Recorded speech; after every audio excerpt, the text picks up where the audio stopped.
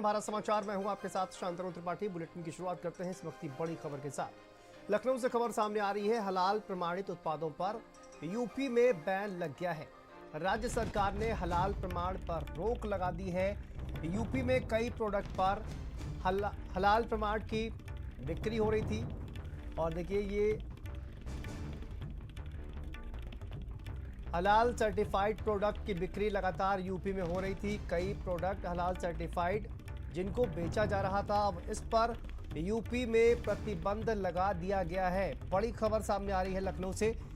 हलाल certified product पर UP में बैन लगा दिया है। सरकार ने ये बड़ी कार्रवाई की है और आज ही इस पर देखिए कहा जा रहा है कि आज ही इसके खिलाफ एफआईआर दर्ज की गई थी और अब इस पर यूपी सरकार ने एक्शन लेते हुए हलाल सर्टिफाइड प्रोडक्ट पर बैन लगा दिया है। यूपी में प्रोडक्ट पर हलाल सर्टिफाइड प्रोडक्ट जिनके कई प्रोडक्ट की बिक्री हो रही थी, उन पर बैन लगा दिया गया है।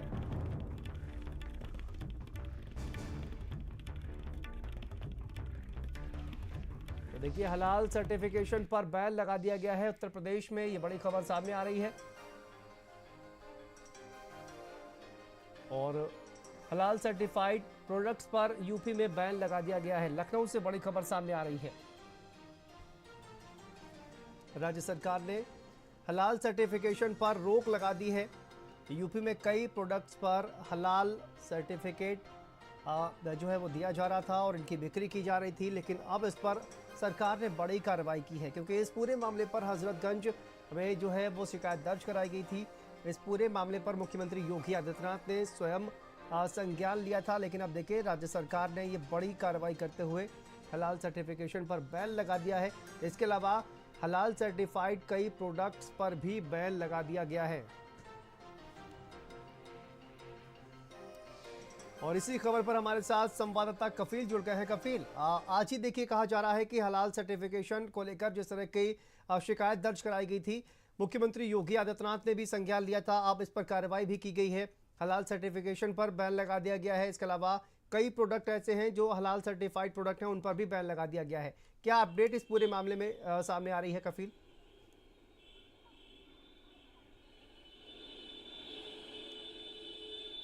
बिल्कुल, देखिए इस पूरे मामले में हजरतगंज थाने में मुकदमा भी दर्ज कराया गया है। कई ऐसी कंपनी हैं जो हलाल सर्टिफाइड का सर्टिफिकेट देती थी, तो उसको लेकर नामजद उन कंपनियों के नाम हजरतगंज में मुकदमा दर्ज हुआ है। इसके अलावा जो खाद्य प्रशासन है उसने भी एक प्रेस नोट जारी की है जिसमें साफ लिखा गया है कि उत्तर प्रदेश की सीमा में किसी भी तरह के जो हलाल सर्टिफिकेट होता है वो नहीं आवंटित किया जाएगा, क्योंकि इससे कहीं ना कहीं जो और समुदाय के लोग हैं उनको आर्थिक नुकसान भी पहुंचता है। तमाम ऐसी चीज़ें हैं जो एफआईआर में लिखी गई हैं। ये साफ है कि जिस तरह से तमाम ऐसी कंपनी हैं जो हलाल सर्टिफिकेट देती हैं, जैसे बेकरी का आइटम हुआ, खाने का जो सामान होता है उस पर हलाल सर्टिफाइड होता है, तो उसको लेकर कहीं ना कहीं जो और दूसरे समुदाय के लोग हैं उनको आर्थिक तौर पर भारी नुकसान होता है, जिसके चलते ये कदम उठाया गया और ऐसी कंपनियों पर मुकदमा दर्ज किया गया है। कई गंभीर धाराओं में ये मुकदमा दर्ज हुआ है। 120B,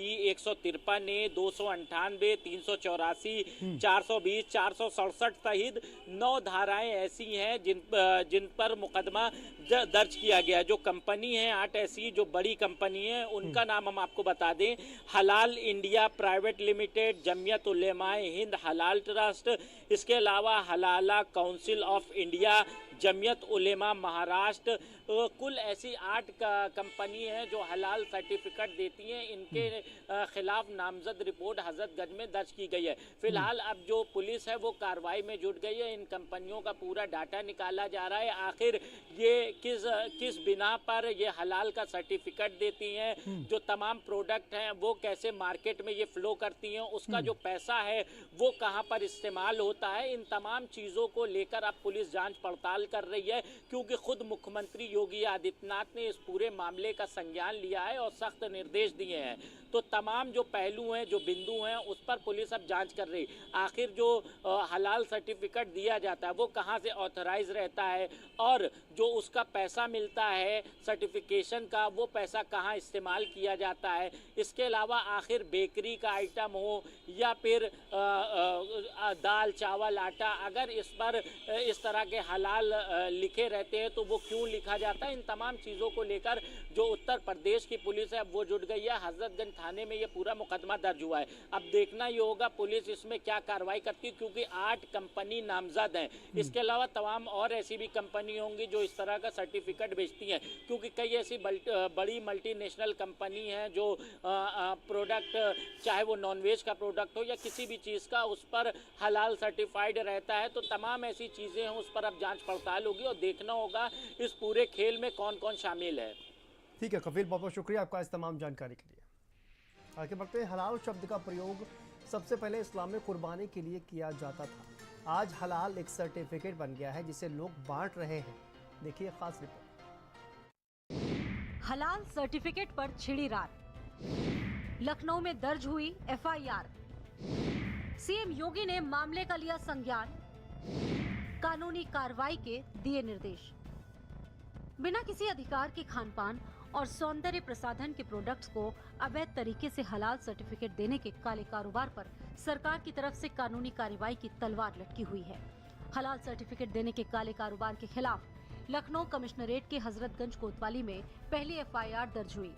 एफआईआर के मुताबिक Halal India private limited Chennai, Jamiat Ulama Hind Halal trust Delhi, Halal council of India Mumbai, Jamiat Ulama Maharashtra Mumbai आदि की तरफ से एक धर्म विशेष के ग्राहकों को मजहब के नाम से कुछ प्रोडक्ट्स पर हलाल प्रमाण पत्र प्रदान करके उनकी बिक्री को बढ़ाने के लिए अवैध कारोबार चलाया जा रहा है।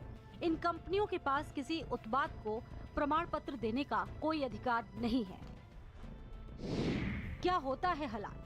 इस्लाम में बेहद पवित्र शब्द होता है।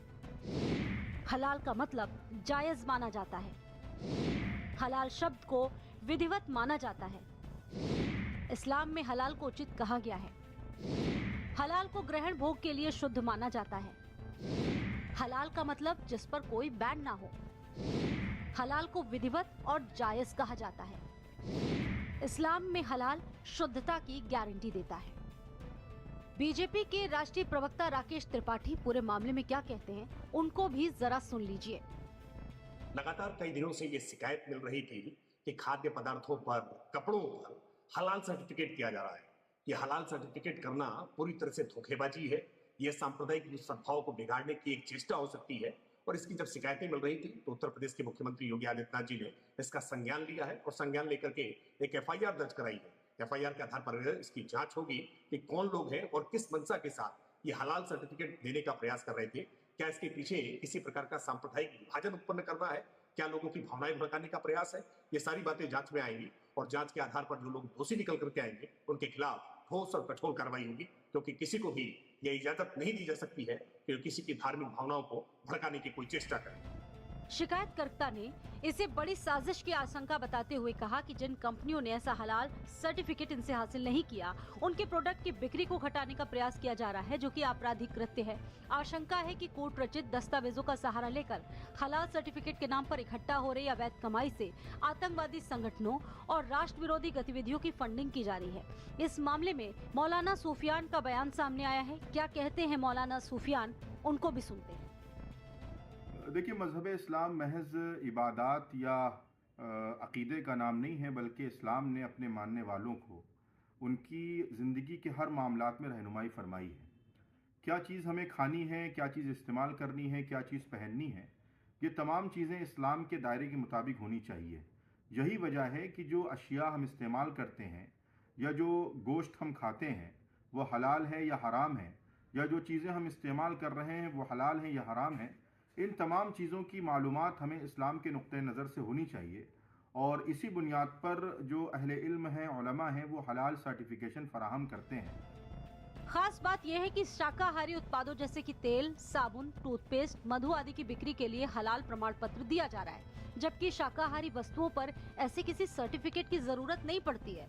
बता दें कि खान पान के प्रोडक्ट्स की गुणवत्ता आदि के प्रमाण पत्र के लिए FSI और ISI जैसी संस्थाओं को अधिकृत किया गया है। पूरे मामले का CM योगी आदित्यनाथ ने संज्ञान लिया है। उन्होंने कार्रवाई के निर्देश जारी कर दिए हैं।